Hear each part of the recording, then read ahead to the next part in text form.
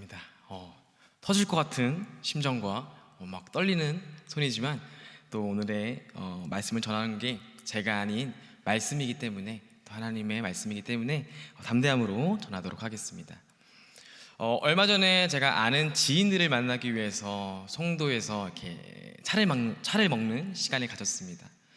그렇게 차를 마시고 있다가 집으로 귀가하려고 하는데 저 끝에서 뭔가 시위를 여는 모습이 보였던 것입니다. 너무 시끄러운 소리와 정말 많은 무리들이 있길래 도대체 저기서 무엇을 하고 있는 건지 라고 하면서 그 지인들과 함께 구경하러 갔습니다. 처음에는 경찰들도 막 이렇게 있고 또 사람들도 막 큰 소리를 내길래 누군가 싸우나 아니면 뭔가 시위를 여는 걸까라고 해서 유심히 지켜봤는데, 알고 보니까 이제 한 이런 정치의 당들이 결정되는 그런 과정 가운데에서 사람들이 자신이 원하는 그 대표를 향하여서 응원하고 또한 소리 지르는 모습이었습니다. 저는 사실 좀 정치에 대해서 좀 보긴 하지만 그렇게까지 깊게 본 적이 없어서 그런지 굉장히 신기한 경험이었습니다. 자신이 원하는 대표가 되지 않자 하염없이 우는 분들도 있으셨고요, 또 자신이 원하는 대표가 되자마자 정말 하염없이 기뻐하는 사람들도 많았습니다. 그들의 모습을 보면서 한 가지 생각이 들었습니다. 저들은 왜 이렇게 열광할까? 돈을 준다고 한 것도 아닌데, 아니면 그 대표가 됐을 때 나의 그런 집이 생기거나 아니면 명예가 생기는 것도 아닌데 왜 이렇게 기뻐할까라고 곰곰이 생각해 보니 아마 그것은 자신이 원하는 뜻과 또 자신이 원하는 그 대표의 뜻이 같기 때문일 것입니다. 정치인뿐만 아닙니다. 우리가 원하는 이상형이, 우리가 바라는 모든 것들이 이루어지는 연예인들을 봤을 때도 사람들은 그 연예인을 사랑하며 그의 팬이 되면서 그들을 따르기 시작합니다. 이렇게 하염없이 세상이 원하는 것, 바라는 것, 또한 추구하는 것을 보면 볼수록, 열광하는 모습을 보면 볼수록 그런 생각이 떠오릅니다. 사람들은 왜 교회에 열광하지 않을까? 왜 세상 사람들은 이렇게까지 하나님을 찬양하지 않을까? 왜 등을 돌리는 걸까? 그것은 바로 세상이 원하는 뜻과 하나님께서 말하는 뜻이 다르기 때문일 것입니다. 오늘의 본문 말씀에서 자신의 뜻과 예수님이 이야기한 뜻이 달라 어안이 벙벙했던 사건이 일어납니다. 오늘 본문 말씀에서 중풍병, 즉 다리가 움직이지 않는 병에 걸린 한 사람이 등장합니다. 아마 그 사람은 굉장히 많은 의사들도 왔을 것이고 병을 고치기 위해 수많은 노력을 했을 것입니다. 그러나 병이 고쳐지지 않자 그의 친구들은 고민 끝에 마침 이 지역으로 왔다는 예수님을 만나기로 결정합니다. 워낙 당시 예수님이 귀신 들린 자를 고치시고 또 병 들린 자를 고쳤다는 걸로 유명하신 분이었기 때문에 그분을 만난다면 내 친구가 걸을 수 있을 거야 라는 믿음을 가지고 예수님이 있다는 집을 찾아갑니다.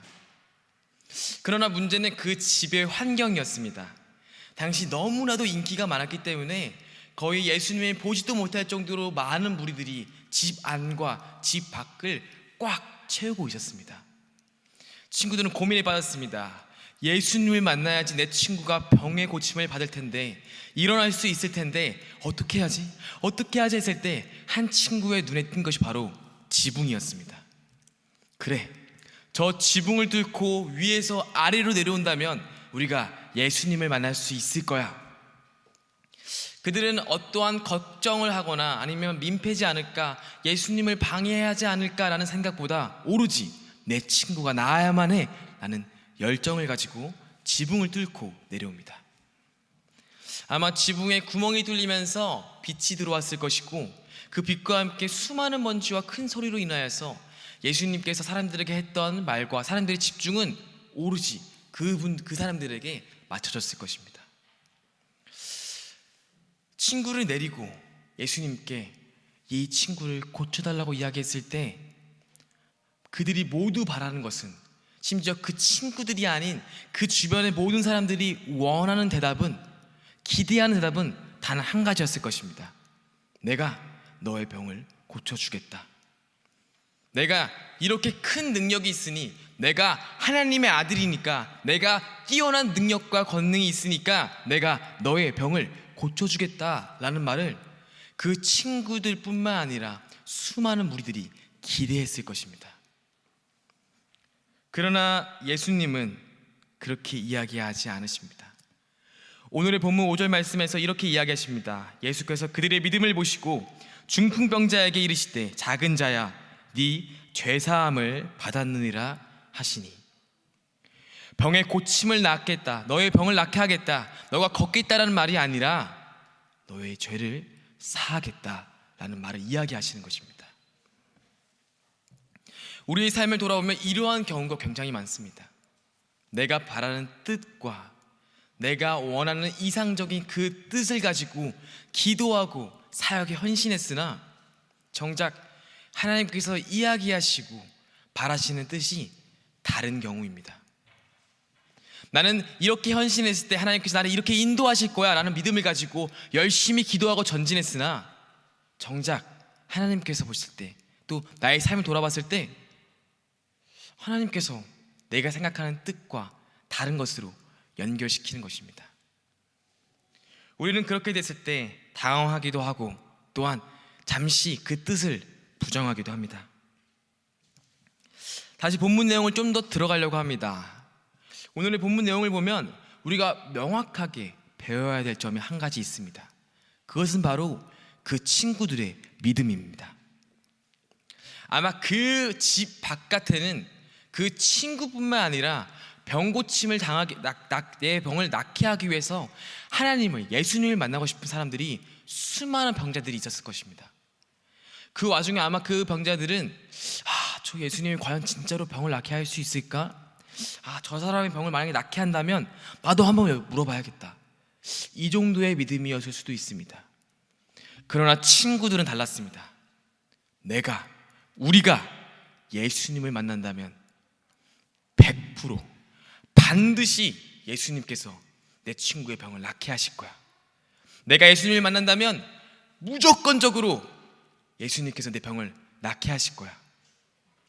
그 정도 믿음이 있었기 때문에 그들은 모든 사람들에게 비난을 받을 각오를 하고 지붕을 뚫고 예수님을 찾아갔습니다.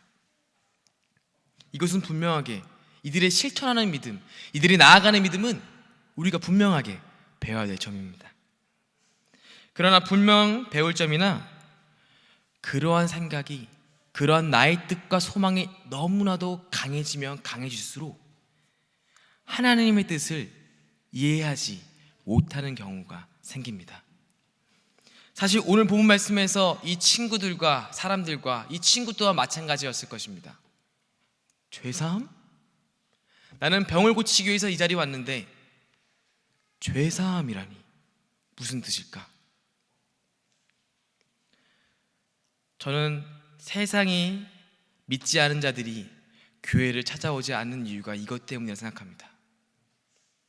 헌금을 내지만, 시간을 쪼개서 예배를 드리지만, 나의 체력을 다 낭비하면서까지 주일 예배, 어린아이들을 위해서 헌신하지만 돌아오는 대답은 은혜, 사랑, 구원, 죄사함, 용서, 동행, 보이지 않는 것들 뿐입니다.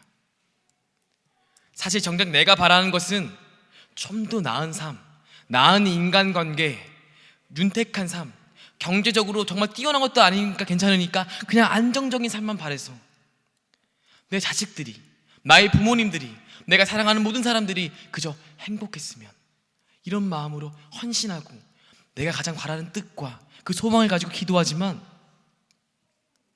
정작 그렇게 돌아온 대답은 은혜, 죄사함. 세상 사람들은 이런 것들을 두고 고작이라는 말을 붙입니다. 그렇게 헌신하는데 고작 은혜? 그렇게 예배드리는데 고작 오늘 사랑을 느꼈어? 그렇게 헌금하는데 고작 그 정도 은혜, 그 정도 사랑, 그 정도 죄사함 받으려고 교회 다니는 거야? 오늘의 본문 말씀에서 이 친구들 또한 이해하지 못했을 겁니다. 고작 죄사함? 우리가 얼마나 노력했는지 아세요, 예수님? 사람들에게 미움받을 각오 다 하면서 정말 힘들게 지붕으로 올라가서 지붕을 뚫고 내려왔어요. 우리가 얼마나 이 친구의 병을 낫기 위해서 노력했는지는 아세요? 우리가 얼마나 우리의 이 소망을 이루기 위해서 얼마나 노력했는지 아세요? 그런데 고작 죄사함, 보이지 않는 그 죄사함 받으려고 우리가 이곳에 온 줄 아세요? 사실 이것이 세상의 교회를 바라보는 시선입니다. 너 고작 그거. 하지만 무서운 것은 교회 다니는 사람들 또한 가끔씩은 이런다는 것입니다. 고작 은혜, 항상 듣는 그 사랑, 항상 말하는 그 은혜와 사랑 가운데 있는 감격, 내가 이것만 붙잡아야 되나?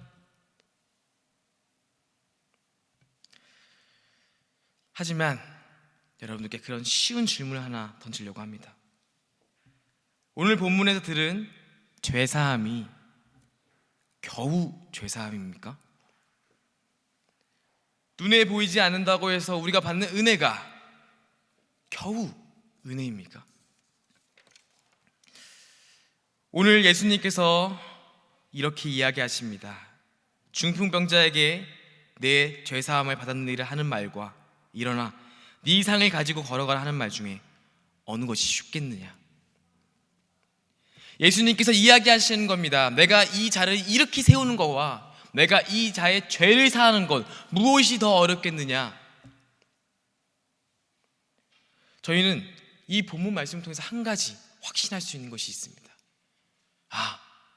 하나님께서 우리에게 주고 싶은 것은, 하나님께서 우리에게 바라는 뜻은 우리의 병이 나아지고, 우리가 돈이 많아지고, 우리가 명예가 올라가고, 우리의 삶이 윤택해지는 것도 중요하겠지만 하나님께서 우리에게 가장 큰 주고 싶은 선물은 단 한 가지였습니다. 그것은 바로 구원입니다. 영원히 나와 함께하는 것, 영원히 하나님과 동행하는 것, 영원히 하나님과 함께하는 것. 내가 너를 너무 사랑하기 때문에, 내가 너를 너무 좋아하기 때문에, 내가 너를 너무 아끼기 때문에 지금 눈에 보이는 그 작은 병고침 주고 싶은 것이 아니야. 너의 두 다리 낫지 않는 것, 그 마음 알지만 내가 그럼에도 불구하고 너에게 가장 첫 번째로 주고 싶은 선물은 바로 구원이다. 그래서 내가 너의 죄를 사한다. 내가 너와 함께 하겠다. 이것이 바로 예수님께서 그들에게, 아니 우리에게 주고 싶은 말씀이십니다. 사실 이 말씀을 했을 때, 이 죄사함을 이야기했을 때 모두가 이해하지 못했지만 단 한 무리가 유일하게 조금은 이 말의 뜻을 이해한 자들이 있었습니다. 그것이 바로 우스갯소리지만 서기관들이었습니다. 서기관들이 그 전에 7절 말씀에서 이렇게 마음의 생각을 품습니다. 이 사람이 어찌 이렇게 말하는가? 신성모독이로다. 오직 하나님 한 분 외에는 누가 능히 죄를 사하겠느냐? 사실 그 무리들, 수많은 예수님 주변의 무리들 가운데 서기관들이 있었습니다. 근데 그 서기관들은 당시 예수님께서 너무 인기가 많았기 때문에 아마 그 당시까지는 질투 정도였을 것입니다. 얼마나 말을 잘하나 보자. 너가 랍비라고 얼마나 사람들을 잘 가르치나 보자. 너가 귀신 들린 자를 고쳤다고? 얼마나 신기한 능력을 일으키는가 보자 하면서 지켜보고 있었을 것입니다. 사실 그들이 병 고친 자를 이제 친구들이 내려왔고 예수님께서 그들을 마주했을 때 서기관들이 이렇게 생각했을 것입니다. 어떻게 고치나 보자. 어떻게 신기한 일을 벌이나 보자. 어떠한 마술을 부리나 보자. 근데 서기관들의 유일한 신경을 거스릴 말을 한 게 바로 이 말이었습니다. 죄사함. 이들은 알고 있었습니다. 죄사함이라는 건 세상에 어떠한 것도 할 수 없는 큰 능력이라는 것을, 오로지 하나님 한 분만 할 수 있는 큰 능력이라는 걸 서기관들은 알고 있었습니다. 그렇기 때문에 예수님께서 죄사함이라는 걸 이야기했을 때 그들은 분노를 감출 수 없던 것입니다. 저는 오늘의 본문 말씀을 통해서 한 가지 확신한 게 있습니다. 이거구나. 그만큼 구원이라는 게 하나님이 주시는 은혜라는 게, 세상이 주는 우리의 죄사함이라는 게 무엇과도 비교할 수 없는 하나님께서 우리에게 주신 가장 큰 능력과 선물이구나라는 걸 확신했습니다. 이 우매한 서기관들조차도 이 죄사함이라는 게 얼마나 큰 능력인지를 알고 있던 것이었습니다. 그렇다면 누군가 이렇게 이야기할 수 있습니다. 구원만 시켜주시나요? 구원만 받으면 끝입니까? 그럼 우리는 교회 다님에 있어서, 하나님을 믿는 신앙에 있어서 아무것도 소망할 수 없습니까? 그렇지 않습니다. 분명하게 오늘 본문의 마지막 절의 말씀에서 하나님께서, 예수님께서 이 중풍병자의 병을 고쳐주십니다. 이것이 무엇을 의미합니까? 이것은 바로 우리의 연약함까지도 돌보시는 하나님의 마음을 알 수 있습니다. 그저 구원에 딱 끝인 것이 아닙니다. 끝까지 우리를 사랑하셔서 끝까지 우리를 돌보십니다. 우리가 연약하면 연약할수록 하나님의 마음을 이해하지 못한다는 것을 알기 때문에 끝까지 우리와 함께 하시는 것입니다. 길 잃은 강아지가 있습니다. 그가 너무 다쳤길래 그 강아지를 집안에 데려왔습니다. 목숨은 부재했습니다. 그렇다고 해서 그 강아지를 돌보지 않습니까? 그렇다고 해서 그 강아지를 그저 내버려 둡니까? 아닙니다. 끝까지 먹이를 주고 씻겨주고 돌봐주고 함께합니다. 구원과 돌보심이 이것입니다. 우리를 구원시키시고 끝까지 돌보시고 끝까지 우리를 사랑하셔서 예수님께서 십자가에서 보혈의 피를 통하여서 우리의 죄를 씻기시고 우리를 구원하신 것도 모자라 지금까지도 우리와 함께 하시면서 우리를 돌보시고 우리와 함께 하시면서 우리를 사랑하십니다. 에베소서 5장 17절 말씀입니다. 그러므로 어리석은 자가 되지 말고 오직 주의 뜻이 무엇인가 이해하라. 우리가 이것을 모른다면 어리석은 자입니다. 우리가 하나님의 구원이 고작 구원이라 생각한다면 그것은 어리석은 자에 불과합니다. 고작이 아닙니다. 그것이 전부입니다. 그 구원과 그 은혜와 그 사랑이 전부입니다. 우리는 그것을 받았습니다. 우리는 예배를 통하여서 그 은혜를 허락받았습니다. 마지막으로 아브라함 링컨의 이야기를 하며 마치려고 합니다. 당시 대통령이었던 아브라함 링컨은 수많은 종교 지도자들을 이렇게 만났습니다. 당시의 종교 지도자들은 미국 안에서 굉장히 능력 있고 힘 있는 권력자들이었습니다. 그들은 때때로 대통령을 만나서 그 시민들의 힘듦을 위해서 문제를 제기하고 그 해결책을 위해서 대통령께 건의하는 그런 시간을 가졌습니다. 당시 수많은 종교 지도자들이 아브라함 링컨에게 많은 문제들을 제기하시면서 마지막으로 이렇게 이야기합니다. 하나님이 우리의 편입니다. 우리의 대통령 또한 우리의 편에 서서 우리를 돌보길 바랍니다.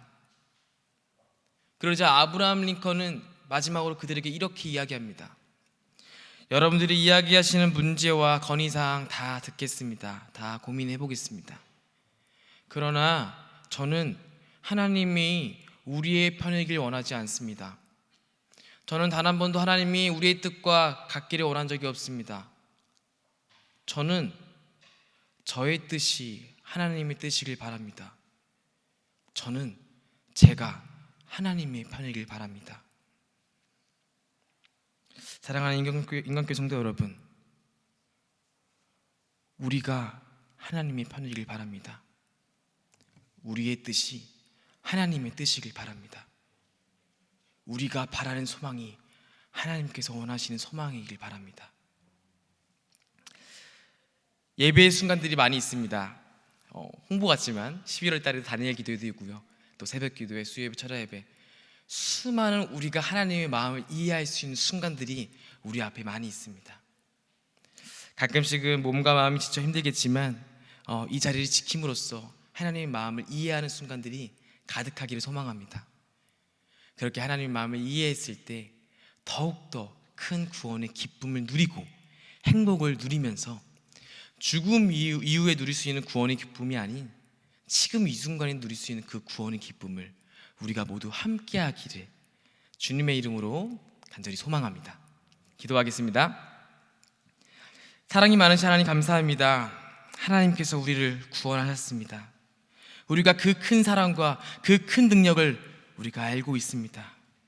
하나님, 가끔 때때로 연약하고 무너져서 하나님의 연약함에 대해서 하나님의 구원함에 있어서 우리가 이해하지 못할 때도 있지만, 하나님, 그런 연약한 우리와 끝까지 동행하시고 함께 하셔서 우리에게 하나님의 구원의 참된 기쁨을 누리게 하시고, 또 우리가 하나님의 마음을 더욱더 크게 이해하게 인도하여 주셔서 우리의 뜻이 하나님의 뜻이길 바라며, 또 우리가 하나님의 편이 되게 하여 주시옵소서.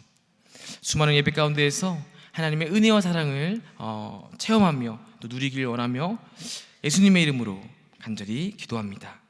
아멘.